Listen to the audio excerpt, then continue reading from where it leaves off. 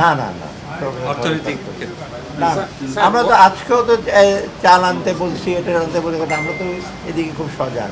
আর already তো আমরা এক পক্ষ আলাদা টিসিপির মাধ্যমে ইসে করছি। আজকে আবার একটা প্রপোজাল আসছে, আমি জানি না কতটুক, যে আলু এত এক্সেস সেটা কীভাবে দেওয়া যায়, কিন্তু এটা প্রবলেম আছে। বেশি দামে কিনে সস্তা দামে দেওয়া হয় আবার ডিফিকাল্ট। আজকে আমাদের এই ছুটির আগে আজকে শেষ মিটিং, আমরা 11টা প্রস্তাব অনুমোদন করেছি। আর একটা ইকোনমিক অ্যাফেয়ার্স কমিটির একটা D2G-তে আপনার আনার জন্য, এলএনজি আনার জন্য, মানে 12টা প্রস্তাব। বিশেষ বিষয় হলো চাল আছে চাল আনার জন্য, এবং সিদ্ধ চাল এখন বাজারের মোটামুটি 48 থেকে সিদ্ধ চালের বিনিয়োগটা দিয়েছে। বাকিগুলো সার সার ছিল, এলএনজি প্রস্তুত করেছি।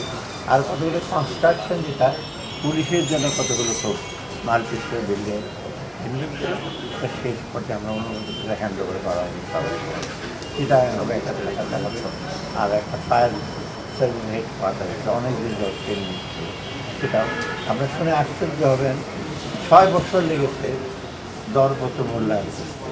এখন দরপত্র মূল্যায়ন করা মানে আপনারা জানেন ভেতরে কত রকম থাকে, তো আমরা ফাইনাল এই হলো সব।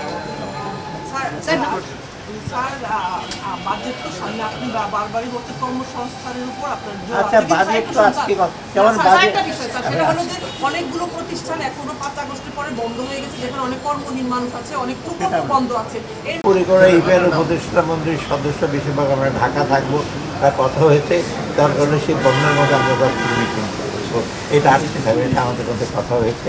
বেশিরভাগ আমরা সবাই ঢাকা থাকবো যে, আর সচিব যদি বাইরে যায়ও, দেশে থাকলে তো অসুবিধা নয়, বিদেশে কিন্তু আমরা জুমের মধ্যে মিশে করি, সেটা আমি ওয়ার্ল্ড ব্যাংকে থাকতে ওগুলো অনেকগুলো মিটিং করি, সেগুলো অসুবিধা হবে না। না না অর্থনৈতিক না, আমরা তো আজকেও তো চাল আনতে বলছি, এটা আনতে বলছি, আমরা তো এদিকে খুব সজাগ।